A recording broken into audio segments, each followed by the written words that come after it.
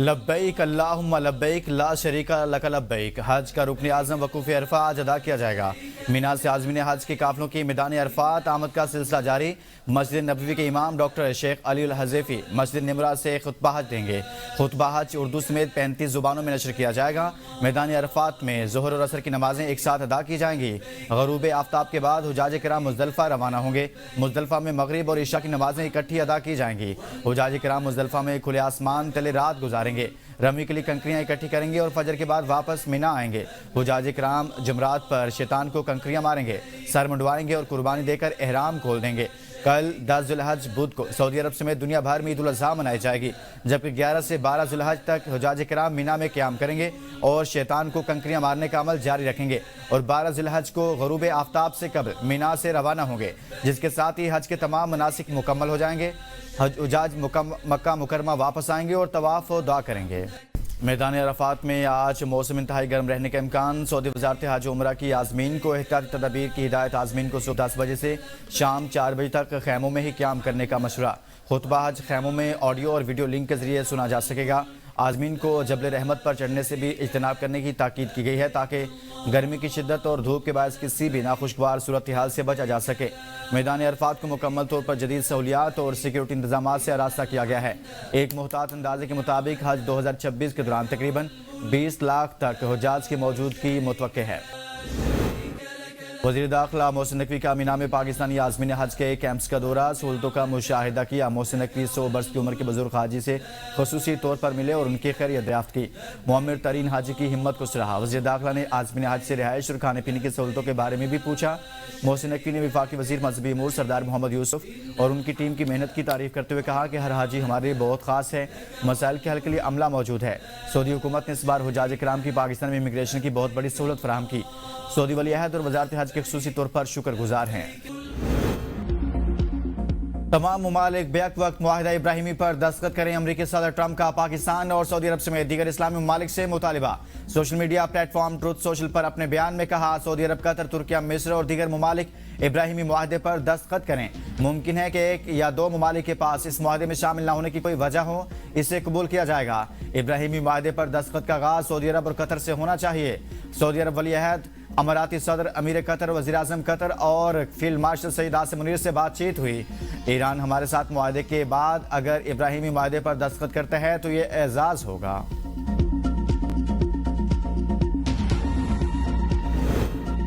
Trump की अरब रहनुमाओं से हफ्ते को कॉन्फ्रेंस कॉल पर की गई बातचीत के अहम नुकात। अफशा अमरीकी न्यूज़ वेबसाइट ने दावा किया है कि सदर ट्रंप ने अरब रहनुमाओं से कहा कि वो अपने हरमज़ खोलने के लिए सिर्फ उसी सूरत में ईरान से अमन डील करेंगे कि अगर अरब ममालिक इसराइल से ताल्लुकात मामूल पर ले आएँ। डेली मेल ने बताया कि अरब रहनुमा सदर ट्रंप के मुतालबे पर इस कदर हैरत ज़दा थे कि उन्होंने जवाब ही न दिया और मुकम्मल तौर पर खामोशी इख्तियार किए रखी। इस सूरत हाल में सदर ट्रंप ने टेलीफोन कॉल ये कहकर ख़त्म कर दी कि इसराइल से ताल्लुकात मामूल पर लाने के मामले पर इनके नुमाइंदे जैरेड कुशनर और स्टीव विटकोफ आइंदा हफ्तों में राब्ता करेंगे। जिन ममालिक के रहनुमा कॉन्फ्रेंस कॉल पर सदर ट्रंप के साथ थे, इनमें सऊदी अरब, कतर, तुर्की और मिस्र के रहनुमा शामिल थे।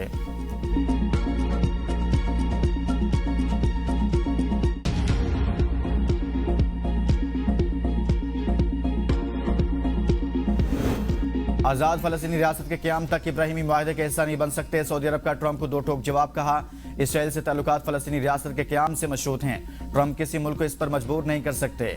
हमारा मौक़िफ़ वाज़ेह है, इसराइल से इस वक्त ताल्लुकात उस्तवार करेंगे जब फ़लस्तीनी रियासत की राह हमवार होगी। फ़लस्तीन से मुतल्लिक़ सऊदी अरब की पॉलिसी में कोई तब्दीली नहीं आई।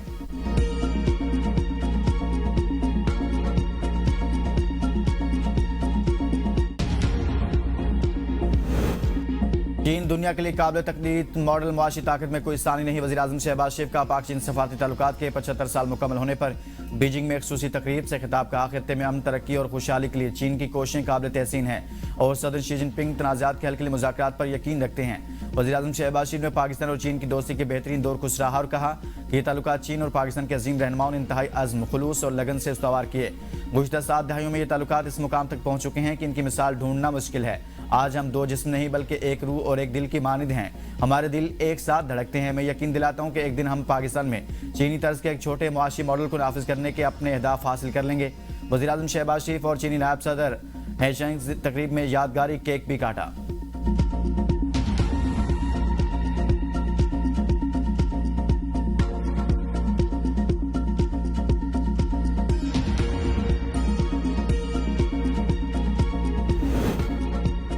फील्ड मार्शल और चीनी वज़ीर ख़ारजा की मुलाकात, खित्ते की सूरत हाल और दो तरफा ताउन पर तफसीली तबादला ख्याल। तर्जुमान चीनी वज़ारत ख़ारजा के मुताबिक आलमी और इलाक़ाई हालात जैसे भी हों, चीन और पाकिस्तान की दोस्ती हमेशा चट्टान की तरह मजबूत और नाकाबिल शिकस्त रहेगी। पाकिस्तानी मुसल्लह अफ़वाज ने हमेशा पाक चीन ताउन ख़ुसूसन दिफ़ाई और इक़्तिसादी शोबों में ताल्लुकात के फ़रोग़ में अहम किरदार अदा किया है। चीनी हुकाम ने फील्ड मार्शल सईद आसिम मुनीर और वज़ीर आज़म शहबाज शरीफ के दौरा चीन का भी खैर मकदम किया। ये दौरा दोनों ममालिक के दरमियान स्ट्रेटेजिक शराकतदारी को मज़ीद मजबूत बनाने में अहम किरदार अदा करेगा। फील्ड मार्शल ने चीन के वज़ीर आज़म के साथ भी गैर रस्मी मुलाकात की, जिसमें दो तरफा ताल्लुकात समेत अहम उमूर पर तबादला ख्याल किया गया।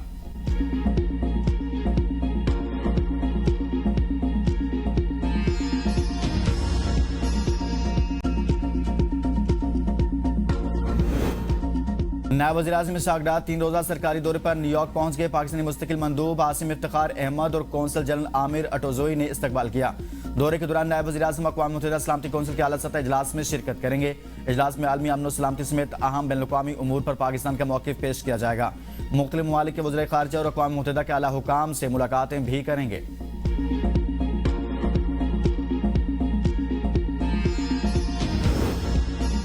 जंगबंदी के बावजूद अमेरिका का जनूबी ईरान में फ़ज़ाई हमला, सेंटकॉम ने तस्दीक कर दी। सेंटकॉम के मुताबिक ये कार्रवाई अमेरिकी फ़ौजियों को मुमकिन खतरात से महफूज रखने के लिए की गई।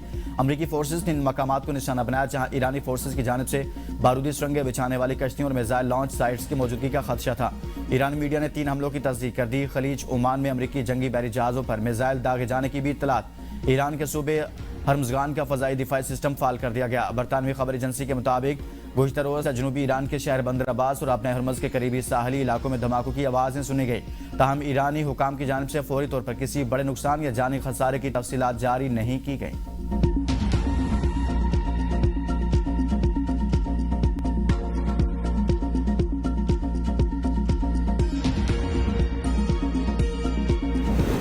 ईरान को अफजोदा यूरेनियम या तो अमेरिका को देना होगी या किसी और जगह तबाह करना होगी। अमेरिकी सदर के लहजे में नरमी आ गई। कहा, ईरानी यूरेनियम अमेरिका में लाकर तबाह की जाएगी या तरजीही तौर पर ईरान के साथ राब्ते में रहकर किसी और काबिल कबूल जगह पर एटॉमिक एनर्जी कमीशन या किसी मुतवाज़ी इदारे के साथ मिलकर तबाह करना होगी।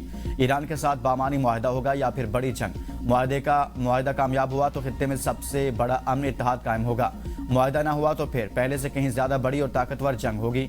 ईरान के साथ डील को नाकाम सियासतदान गलत अंदाज में पेश कर रहे हैं। डेमोक्रेट सेंटर बार बार गलत पॉलिसियों की हिमायत करते हैं। डेमोक्रेट्स और नावाकिफ लोगों पर हंसी आती है जो इस मुआहदे की तफसीलात नहीं जानते। बराक ओबामा ने ईरान के साथ तबाकुन डील की। मैं ओबामा की तबाकुन न्यूक्लियर डील की तरह मुआहदे नहीं करता।